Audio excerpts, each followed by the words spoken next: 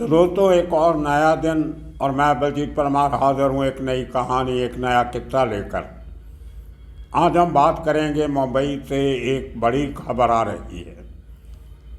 महाराष्ट्र के साबका director general of police और उसके बाद में मुंबई के पुलिस कमिश्नर बने संजय पांडे को, जिनको आज से 5 महीने पहले 19 जुलाई को अरेस्ट किया गया था एनफोर्समेंट डायरेक्टोरेट की तरफ से, उनको आज दिल्ली के हाई कोर्ट से ज़मानत मिल गई है।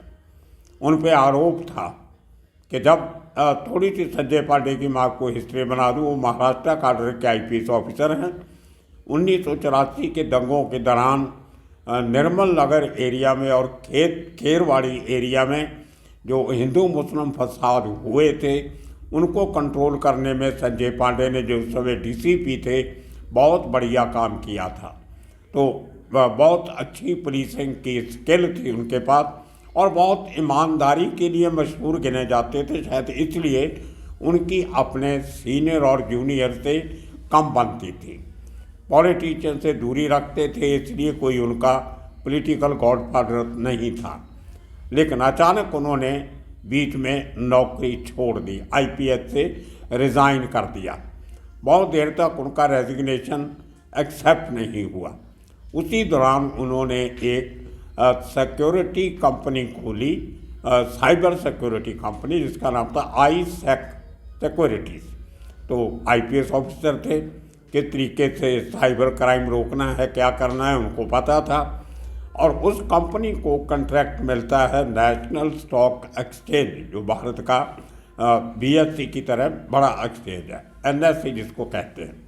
उसकी जो साइबर सिक्योरिटी के लिए उनके पास कॉन्ट्रैक्ट था और वहीं पे उन्होंने फ़ोन टैपिंग की शुरुआत की। वहाँ से NSE के बड़े अफसरों के फ़ोन टैप किए गए, जिसमें उस समय की जो MD थी रामाकृष्णा, उसको भी अरेस्ट किया गया था, लेडी को। थोड़े दिन पहले उसकी भी ज़मानत हुई है। तो उनके साथ मिली भगत से उसकी अरेस्ट पहले होती है जून में। जुलाई में संजय पांडे की अरेस्ट होती है और आज तकरीबन 5 महीने के करीब उनकी ज़मानत होती है। बहुत टेक्निकल केस था, इसलिए इसकी डिटेल में नहीं जाएंगे। पहले एक एपिसोड में हमने जिक्र किया था कि संजय पांडे को किस तरीके से क्यों पकड़ा गया। बेस्ड केस था NSE की जो सीक्रेट कारगुजारी होती है, उसकी पूरी जिम्मेदारी, उसकी पूरी निगरानी करने का काम संजय पांडे के पास था। लेकिन इन्होंने ही उस जो पूरा स्टाफ था बॉर्स का, उनके फ़ोन टैपिंग शुरू कर दिया और उस जानकारी का किस तरीके से फ़ायदा उठाया, उसको लेके एनफोर्समेंट डायरेक्टोरेट ने इंक्वायरी शुरू की थी। लेकिन क्योंकि वो मुंबई के पुलिस कमिश्नर थे, उस समय नहीं पकड़ा। और जब वो रिटायर हुए, मैं आपको बता दूं कि उसके बाद बीच में उन्होंने काडर में वापस आने की एप्लीकेशन दी, जो सरकार ने मंजूर की और 2.5-3 साल पहले उनको सर्विस में वापस लाया गया। उसके बाद वो महाराष्ट्र के DG बनते हैं। फिर कुछ सीनियरिटी का चक्कर पड़ता है तो उनको वापस मुंबई का पुलिस कमिश्नर बनाया जाता है और मुंबई के पुलिस कमिश्नर के पद से रिटायर होने के कुछ दिन बाद उनको एनफोर्समेंट डायरेक्टोरेट अरेस्ट कर देता है। तो ये संजय पांडे की संक्षेप में कहानी थी।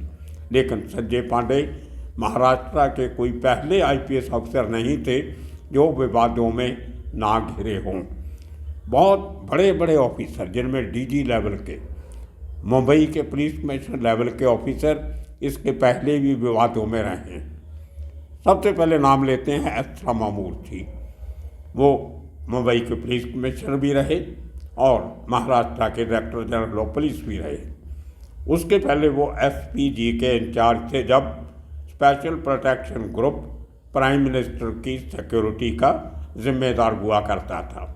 तो वो इंदिरा गांधी प्राइम मिनिस्टर जब थी, उनकी सिक्योरिटी के ओवरऑल इंचार्ज S. रामामूर्ति थे, जब वो महाराष्ट्र से डेपुटेशन पे SPG में गए थे। और वहाँ पे जो ठक्कर कमीशन बना था, उसकी रिपोर्ट में इनका जिक्र किया गया कि इंदिरा गांधी की मौत के समय जो लापरवाहियाँ हुई हैं उनके लिए कहीं ना कहीं एस रामामूर्ति जिम्मेदार थे, लेकिन वो क्योंकि बहुत सेंसिटिव केस था उसको लॉजिकल एंड तक नहीं पहुंच सका। उसी दौरान एस रामामूर्ति इंदिरा गांधी के एक तरीके से चीफ सिक्योरिटी ऑफिसर होने के नाते बाहर विदेशी दौरे से वापस आ रहे थे, तो दिल्ली एयरपोर्ट पे उनको कुछ अनधिकारित जो शराब की बोतलें और कुछ फॉरेन करेंसी के साथ कस्टम डिपार्टमेंट ने डिटेन किया था। लेकिन इंदिरा गांधी के सीएमओ थे, चीफ सिक्योरिटी ऑफिसर थे, इसलिए वो केस भी रफा दफा कर दिया गया। उसके बाद में उनको मुंबई म्यूनसिपल कॉरपोरेशन के का एडिशनल कमिश्नर लगाया गया। एस दिनेकर जो आईएएस अफसर थे वो बीएमसी के बॉम्बे म्यूनसिपल कॉरपोरेशन के कमिश्नर थे। तो रामामूर्ति के साथ कुछ ऐसा हुआ कि इनके डिफरेंसेस हुए। ये आईपीएस कैडर थे, दिनेकर साहब आईएएस कैडर के थे। तो 2 साल तक दिनेकर ने रामामूर्ति की जो एनुअल रिपोर्ट होती है, सालाना कॉन्फिडेंशियल रिपोर्ट जिसको कहते हैं ACR, वो लिखने से इनकार कर दिया था। बहुत बड़ी कंट्रोवर्सी चली, लेकिन अल्टीमेटली रामामूर्ति को मुंबई का पुलिस कमिश्नर भी बना दिया गया और बाद में महाराष्ट्र के DGP बने। उसके बाद बात करते हैं RD त्यागी, बड़े हाई प्रोफाइल महाराष्ट्र के पुलिस कमिश्नर थे। 84 के दंगों में, मुंबई दंगों के दौरान जो सुलेमान बेकरी पे फायरिंग हुई, उस फायरिंग को लेके मुस्लिम कम्युनिटी ने इल्ज़ाम लगाए कि RD त्यागी ने उनकी कम्युनिटी को ख्याल में रखते हुए, निशाना बनाते हुए बेगुनाहों को गोलियों से मारा।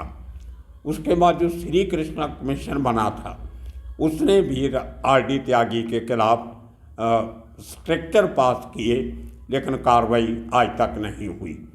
RD त्यागी इसलिए भी चर्चा में रहे कि बाल ठाकरे जो शिवसेना के प्रमुख थे, एक बार यूनिफॉर्म में उनके पांव हाथ लगाते हुए देखे गए थे, तो काफ़ी चर्चा का विषय रहा। लेकिन RD त्यागी साहब बच के निकल गए। आगे बात करते हैं RS Sharma, Ranjit Singh Sharma, joint commissioner crime रहे मुंबई के, और उसके बाद मुंबई के पुलिस कमिश्नर बने। ये भी बहुत हाई प्रोफाइल कमिश्नर थे। लेकिन जो तेलगी स्कैम हुआ था, इसका सिक्योरिटी पेपर्स का स्टाम्प पेपर जिसको कहते हैं, और सिक्योरिटी स्टैम्प्स जो होती हैं, जो टिकटें लगती हैं लीगल डॉक्यूमेंट्स पे, उसके बहुत बड़ा स्कैम, उसमें भी हमने 2-3 एपिसोड बनाए थे, आपने सुने होंगे। उसमें RS शर्मा का नाम आया, अनगैली का, नेग्लिजेंस ड्यूटी का, कहीं मिली भगत का। उनको काफ़ी लंबे समय तक सस्पेंड होना पड़ा, लेकिन बाद में कोर्ट से जो रियायत मिलती है उनके चलते हुए वापस नौकरी में आए। और उसी समय उनके जो जूनियर थे श्रीधर भगत, वो भी IPS ऑफिसर थे। एक ज़माने में एडिशनल CP रहे थे सेंट्रल जोन के। और जब आपको मैंने शायद बताया था कई एपिसोड में, जब मेरे ऊपर छोटा राजन ने फायरिंग किया था, तो उस हमारे इलाके के इंचार्ज यही श्रीधर बागल थे जिन्होंने पूरी इन्वेस्टिगेशन को पूरा किया था। बहुत अच्छे मित्र थे मेरे। और उनकी भी इस तेलगी स्कैम में जब नाम आया तो काफ़ी लंबी चौड़ी इंक्वायरी हुई, अरेस्ट भी हुए, जेल भी जाना पड़ा। लेकिन 2-4 दिन जेल में रहने के बाद उन्होंने बीमारी का एक वो बना के, इशू बना के नानावटी हॉस्पिटल में एडमिट हो गए। और मेरा ख्याल अगर याद मुझे बराबर है तो 1 साल से भी ज़्यादा का समय उन्होंने हॉस्पिटल में ही निकाला। तो काफ़ी असर सुख रखते थे, जेल से बचने के लिए हॉस्पिटल में एडमिट हो गए। और जब उनकी जब केस में से उनकी छुटकारा होता है तो दूसरे दिन आराम से घर भी चले गए थे। तो ये RS बगल, तीसरे प्रदीप सावंत उस समय DCP थे, क्राइम ब्रांच के DCP रहे, बड़ा नाम कमाया उन्होंने, अच्छा काम किया। उनको भी तेलगी स्कैम में RS शर्मा और श्रीधर बगल के साथ सस्पेंड होना पड़ा। और काफ़ी सालों के बाद वापस वो पुलिस में आए और आके फिर उनको क्राइम ब्रांच में पोस्टिंग मिली। तो दोस्तों इस किस्म के बहुत सारे किस्से कहानियाँ हैं मुंबई पुलिस के जो पुराने ज़माने के थे। उसके बाद में एक बड़ा केस आता है डीआईजी लेवल के ऑफिसर का, सुनील पारस्कर। उनके ऊपर फिल्म नगरी की एक अभिनेत्री ने एलिगेशन लगाया कि सुनील पारस्कर ने उनको रेप करने का इल्ज़ाम लगाया, और उस केस की इंक्वायरी तभी राकेश मारिया पुलिस कमिश्नर से मुझे याद है, जिस दिन वो अभिनेत्री अपनी शिकायत लेके मारिया को मिलने आई थी, मैं भी उस समय वहीं उसी ऑफिस में था। मेरी भी मुलाकात उस अभिनेत्री से हुई, और उसके बाद जो इंक्वायरी हुई उसके बाद सुनील पारस्कर को सस्पेंड किया गया। लेकिन काफ़ी महीनों के बाद वो केस में भी ऐसे हुआ, रफा दफा हो गया, और सुनील पारस्कर को भी वापस नौकरी में लाया गया। उसके बाद बड़ा इंटरेस्टिंग केस आता है अजय कुमार जैन का, आईपीएस ऑफिसर, डीसीपी थे जोन 1 के। एक इंस्पेक्टर कोकिल हुआ करते थे, बहुत इन्वेस्टिगेशन बहुत किया, सीबी कंट्रोल में, एंटी स्मगलिंग में बहुत काम किया, बड़ा active senior inspector of police थे, एमआरए के इंचार्ज भी रहे बहुत देर, तो बहुत सब इंस्पेक्टर थे, तब से मैं जानता था उनको। उन्होंने एलिगेशन लगाया कि एक बड़े बिजनेसमैन से कच्ची खासी रकम अजय कुमार जैन ने ली, और कोकिल के ऊपर प्रेशर डाला गया था वो रिश्वत लेने का, कुछ इस किस्म की बात थी। उसमें अजय कुमार जैन को भी सस्पेंड किया गया। बाद में क्या हुआ, वही जो होता है, रफा दफा केस हो जाते हैं बड़े लोगों के। इसी तरह high profile police commissioner Rakesh Maria, भले इतना नाम कमाया सब हुआ, लेकिन कई बार उनके ऊपर भी इस किस्म की उंगलियां उठाई जाने लगी। सबसे पहले कंट्रोवर्सी में आए जब एक बार वो लंदन गए हुए थे, तो एक भगौड़ा आदमी वहाँ पे था, ललित मोदी, आपको सबको पता होगा, जो एक ज़माने में जो क्रिकेट का बहुत बड़ा अहदेदार था, जो क्रिकेट जो जी बॉम्बे की करते की कहते हैं लीग जी चलती है अपनी इंडिया की जी सारिया टीमां खेड़दियां, धोनी की टीम है वो IPL। हाँ, ये जरा ठीक कर ली, टाइम नोट कर ली।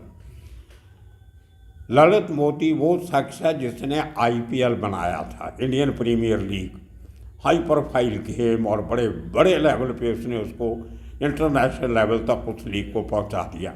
उसी के चलते हुए उसको देश छोड़ के भागना पड़ा, और आज तक वापस नहीं आया।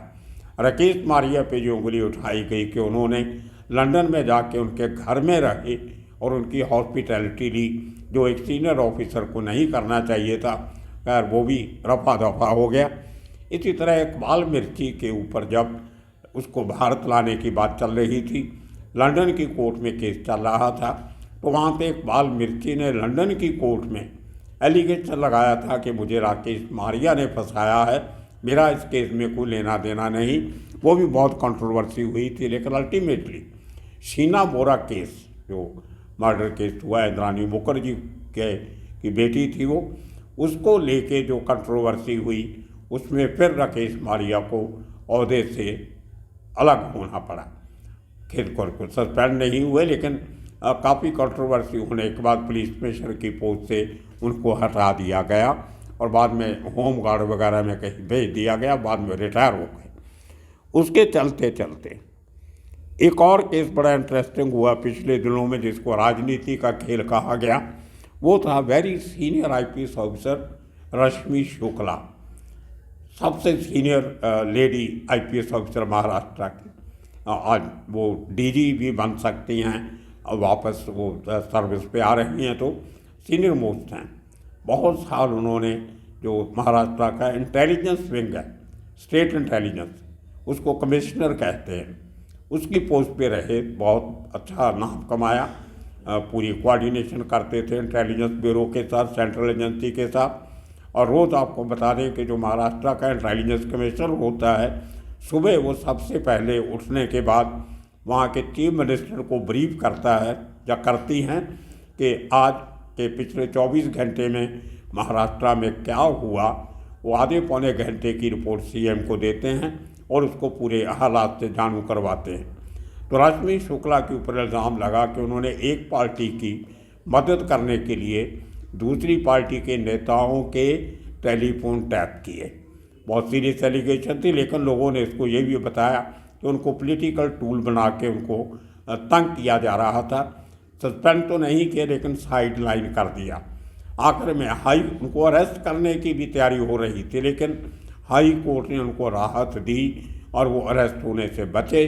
अभी जब नई सरकार आई तो इन्होंने वो पुराने सब केस वापस ले लिए और हो सकता है रश्मि शुक्ला आने वाले दिनों में महाराष्ट्र की पहली डायरेक्टर जनरल ऑफ पुलिस बन जाएं।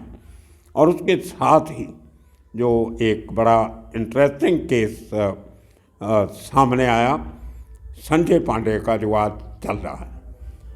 इतने बड़े सीनियर लेवल के ऑफिसर, डीजी रहे, पुलिस कमिश्नर रहे, सारी उम्र कोई दामन पे दाग नहीं था। आखिरी दिनों में 5-5 महीने जेल में रहना पड़ गया। अब देखना होगा आगे ये केस कैसे बढ़ता है। तो दोस्तों, ये महाराष्ट्र के उन बड़े ऑफिसर्स की कहानी थी जिनको लॉ एनफोर्समेंट ऑफिसर होने के बावजूद उनको कानून का सामना करना पड़ा। हर स्टेट में ऐसा होता है, लेकिन महाराष्ट्र शायद ऐसी पहली स्टेट है जो किसी भी ऑफिसर को बख्शती नहीं है। आज नहीं तो कल एक्शन हो ही जाता है। तो आने वाले दिनों में ऐसे किस्म की किस्से कहानियाँ लेके फिर हाजिर होंगे। तब तक के लिए आप सबका शुक्रिया, धन्यवाद।